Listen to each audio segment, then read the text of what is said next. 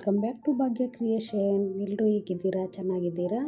ನೋಡಿ, ಇವತ್ತು ನಾನು ಸಿಂಗಲ್ ಸ್ಟೆಪ್ಪಲ್ಲಿ ಹಾಕುವಂಥ ಡಿಸೈನ್ನ ತೋರಿಸ್ತಾ ಇದ್ದೀನಿ ಬಿಗ್ನರ್ಸ್ ಎಲ್ಲ.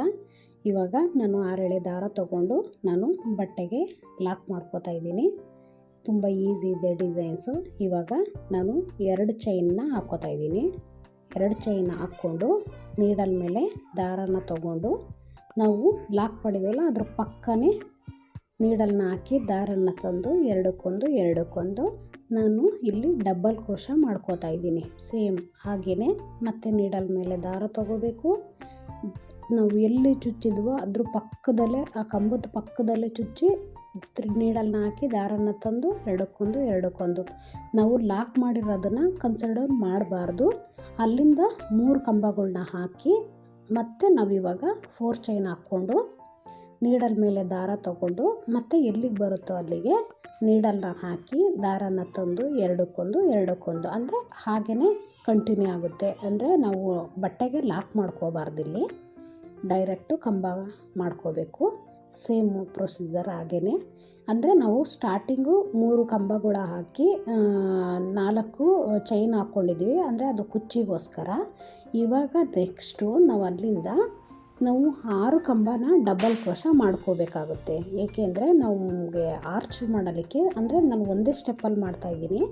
ಹಾಗಾಗಿ ನಿಮಗೆ ದೊಡ್ಡದು ಆರ್ಚ್ ಬೇಕು ಅಂದರೆ ನೀವು ಜಾಸ್ತಿ ಕಂಬ ಹಾಕ್ಕೋಬೋದು.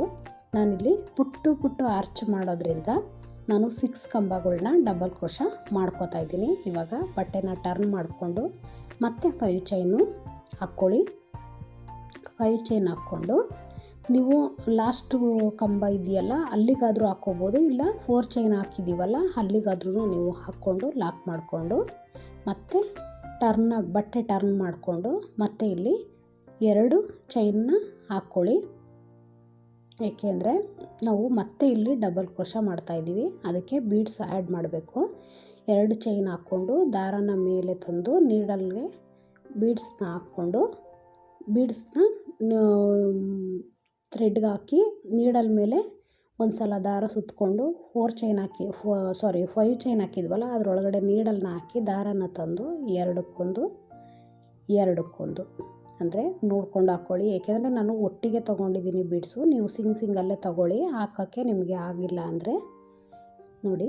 ಇವಾಗ ಆ ಥ್ರೆಡ್ಗೆ ಒಂದು ಬೀಡ್ಸ್ನ ಆ್ಯಡ್ ಮಾಡಿಕೊಂಡು ನೀಡಲ್ ಮೇಲೆ ಒಂದು ಸಲ ದಾರ ತೊಗೊಂಡು ಆ 5 ಚೈನ್ ಒಳಗಡೆ ನೀಡಲ್ನ ಹಾಕಿ ದಾರನ ತಂದು ಎರಡಕ್ಕೊಂದು ಆದರೆ ಬೀಡ್ಸು ಒಳಗಡೆ ಇರುತ್ತಲ್ಲ ಅದನ್ನು ಬಿಟ್ಟು ಮೇಲ್ಗಡೆ ದಾರ ಇರುತ್ತೆ, ಅದಕ್ಕೆ ನೀವು ಲಾಕ್ ಮಾಡ್ಕೋಬೇಕು. ನೋಡಿ, ಇವಾಗ ಥ್ರೆಡ್ಗೆ ನೀಡಲ್ನ ಬೀಡ್ಸ್ ಹಾಕಿ ನೀಡಲ್ ಮೇಲೆ ದಾರನ ತಂದು ಆ 5 ಚೈನ್ ಒಳಗಡೆ ಹಾಕಿ ದಾರನ ತಂದು ಎರಡಕ್ಕೊಂದು ಈ ಥರ. ಅಂದರೆ ನೀವು ಒಂದು ಸಿಂಗಲ್ ಬೀಡ್ಸ್ ತೊಗೊಂಡ್ರೆ ನಿಮಗೆ ಕನ್ಫ್ಯೂಷನ್ ಆಗೋಲ್ಲ.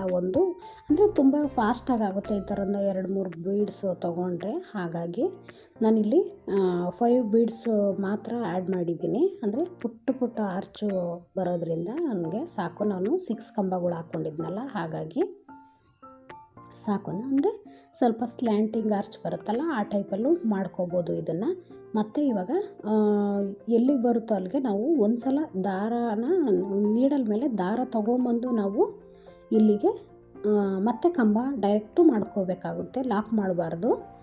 ಮತ್ತು ನೀಡಲ್ ಮೇಲೆ ದಾರ ತೊಗೋಬೇಕು, ಬಟ್ಟೆಗೆ ಹಾಕಬೇಕು, ದಾರನ ತಂದು ಎರಡಕ್ಕೊಂದು ಅಂದರೆ ನಾವು ಒಂದು ಆರ್ಚ್ ಆದಮೇಲೆ 3 ಕಂಬಗಳನ್ನ ಡಬಲ್ ಕ್ರೋಶ ಇದೇ ಥರ ಮಾಡ್ಕೋಬೇಕು.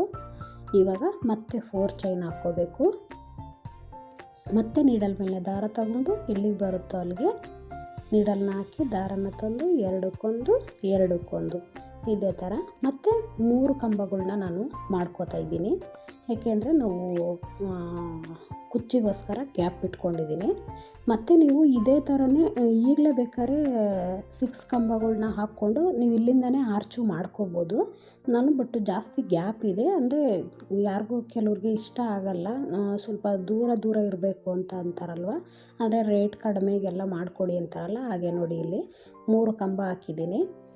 ಮತ್ತು 4 ಚೈನ್ ಹಾಕಿ ಮತ್ತೆ 3 ಕಂಬ ಹಾಕಿ ಮತ್ತು ಇಲ್ಲಿ ನಾನು 3 ಚೈನ್ ಹಾಕ್ಕೊಂಡಿದ್ದೀನಿ. ಅಂದರೆ ನಿಮಗೆ ಇಷ್ಟು ಗ್ಯಾಪ್ ಬೇಡ ಅಂದರೆ ಒಂದು 2 ಕಂಬ ಚೈನ್ ಹಾಕ್ಕೊಂಡು ನೀವು ಆಮೇಲೆ ಕಂಬಗಳನ್ನ ಸ್ಟಾರ್ಟ್ ಮಾಡ್ಕೋಬೋದು.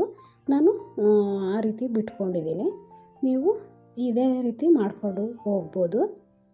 ತುಂಬ ಚೆನ್ನಾಗಿ ಕಾಣಿಸುತ್ತೆ. ಅಂದರೆ ಯಾರು ತುಂಬ ಗ್ರ್ಯಾಂಡ್ ಎಲ್ಲ ಬೇಡ, ತುಂಬ ಸಿಂಪಲ್ಲಾಗೂ ಇರಬೇಕು ಮತ್ತು ಕ್ರೋಶದಲ್ಲೇ ಹಾಕಿರಬೇಕು ಅಂತ ಕೇಳ್ತಾರಲ್ವ, ಅಂಥವ್ರಿಗೆ ತುಂಬಾ ಸಿಂಪಲ್ಲಾಗಿ ಮಾಡಿಕೊಡ್ಬೋದು.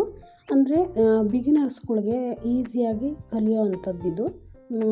ಬರೋಲ್ಲ ಅಂತಂದವರು ಸಿಂಪಲ್ಲಾಗಿ ನಮಗೆ ಕ್ರೋಶದಲ್ಲಿ ಹಾಕ್ಕೋಬೇಕು ಸಿಂಪಲ್ ಡಿಸೈನ್ಸು ಅಂಥವ್ರು ಈ ಥರ ತುಂಬ ಕಡಿಮೆ ಟೈಮಲ್ಲಿ ಆಗೋಗುತ್ತೆ. ಅಂದರೆ ಈಗ ಯಾರಿಗೇ ಆಗಲಿ ಅರ್ಜೆಂಟ್ ಬೇಕು ಅಂತ ಹೇಳ್ತಾರೆ, 1 ಅವರ್ಗೆಲ್ಲ ಮಾಡಿಬಿಡ್ಬೋದು. ಹಾಗಾಗಿ ನೀವು ತುಂಬ ಈಸಿಯಾಗಿರೋಂಥ ಡಿಸೈನ್ನ ಚೂಸ್ ಮಾಡಿಕೊಂಡು ನೀವು ಪ್ರಾಕ್ಟೀಸ್ ಮಾಡ್ಕೋಬೋದು ಈ ಬಿಗಿನರ್ಸ್ಗಳು. ಇಲ್ಲ ಯಾರಿಗಾದ್ರೂ ಇವಾಗ ಕಲಿತು ನಾವು ಬೇರೆಯವ್ರಿಗೆ ಹಾಕ್ಕೊಟ್ಟು ನಾವು ಅರ್ನಿಂಗ್ಸ್ ಮಾಡ್ಕೋಬೇಕು ಅಂತಂದರೆ ಈ ಥರನೂ ನೀವು ಸಿಂಪಲ್ ಡಿಸೈನ್ಗಳ್ನ ಹಾಕಿ ಅರ್ನಿಂಗ್ಸು ಮಾಡ್ಕೋಬೋದು. ಅಂದರೆ ಕಲಿತ್ಕೊಂಡ್ರೆ ನಮಗೆ ಯೂಸ್ಫುಲ್ಲು. ಯಾಕೆಂದರೆ ಒಬ್ರ ಹತ್ರ ಕೈಯೊಡ್ಡೋದ್ಕಿಂತ ನಾವು ನಮಗೇನು ಬೇಕೋ ಅದನ್ನು ನಾವು ಮನೇಲೇ ಕುಂತು 4 ಕಾಸು ಸಂಪಾದನೆ ಮಾಡಬಹುದು. ಹಾಗಾಗಿ ನೀವು 2-3 ಬೀಡ್ಸ್ ತೊಗೊಂಡು ಮಾಡೋಕ್ಕಾಗಲ್ಲ ಅಂದರೆ ನೀವು ಒಂದೊಂದೇ ಬೀಡ್ಸನ್ನು ಆ್ಯಡ್ ಮಾಡ್ಕೋಬೋದು. ಒಂದು 2-3 ತೊಗೊಂಡ್ರೆ ತುಂಬ ಬೇಗ ಆಗುತ್ತೆ, ಟೈಮ್ ಸೇವ್ ಆಗುತ್ತೆ, ಫಾಸ್ಟಾಗಿ ನಾವು ಕುಚ್ಚನ್ನು ಹಾಕ್ಕೋಬೋದು. ಅಂದರೆ ಸಿಂಗಲ್ ಸ್ಟೆಪ್ಪಲ್ಲೇ ಕೆಲವು ಸಿಂಗಲ್ ಕಲರ್ಗಳಿರುತ್ತೆ ಕೇಳ್ತಾರಲ್ವ, ಅಂಥವ್ರಿಗೆ ಈ ಥರ ಸಿಂಪಲ್ ಡಿಸೈನ್ಸ್ಗಳು ನೋಡಿ. ಇವಾಗ ನೀಡಲ್ ಮೇಲೆ ದಾರ ತಗೊಂಡು ನಾವು ಇಲ್ಲಿ ಕಂಬಗಳ್ನ ಸ್ಟಾರ್ಟ್ ಮಾಡ್ಕೋಬೇಕಾಗುತ್ತೆ. ಪ್ರತಿಯೊಂದು ಸಲಿನೂ ಹಾಗೇ ಲಾಕ್ ಮಾಡೋ ಇದೇ ಇರಲ್ಲ. ಇಲ್ಲೂ ಅಷ್ಟೇ ನಾವು ಒಂದು ಆರ್ಚ್ ಆದಮೇಲೆ 3 ಕಂಬಗಳ್ನೇ ನಾವು ಹಾಕ್ಕೋಬೇಕು. ಅಂದರೆ ಪಕ್ಕ ಚುಚ್ಕೋಬೇಕು, ಆವಾಗಲೇ ನಮಗೆ ನೀಟಾಗಿ ಫಿನಿಶಿಂಗ್ ಬರುತ್ತೆ. ನಾನು ಬೇರೆ ಕ್ಲಾತ್ಗೆ ಹಾಕೋದ್ರಿಂದ ಸ್ವಲ್ಪ ಹೆಚ್ಚು ಕಮ್ಮಿ ಇದೆ. ಬಟ್ ನೀವು ಸ್ಯಾರಿಗಳ್ಗೆ ಹಾಕೋದಾದರೆ ಕರೆಕ್ಟಾಗಿ ಪಕ್ಕನೇ ಚುಚ್ಚಿ ನೀವು ಹಾಕ್ಕೊಡ್ರೆ ತುಂಬ ಚೆನ್ನಾಗಿ ಲುಕ್ಕು ಕಾಣುತ್ತೆ. ಅಂದರೆ ಹೆವಿ ಗ್ರ್ಯಾಂಡ್ ಇಲ್ಲ, ಏನಿಲ್ಲ, ಸಿಂಪಲ್ಲಾಗಿ ಕೇಳ್ತಾರೆ ನೋಡಿ ಅಂಥವ್ರು.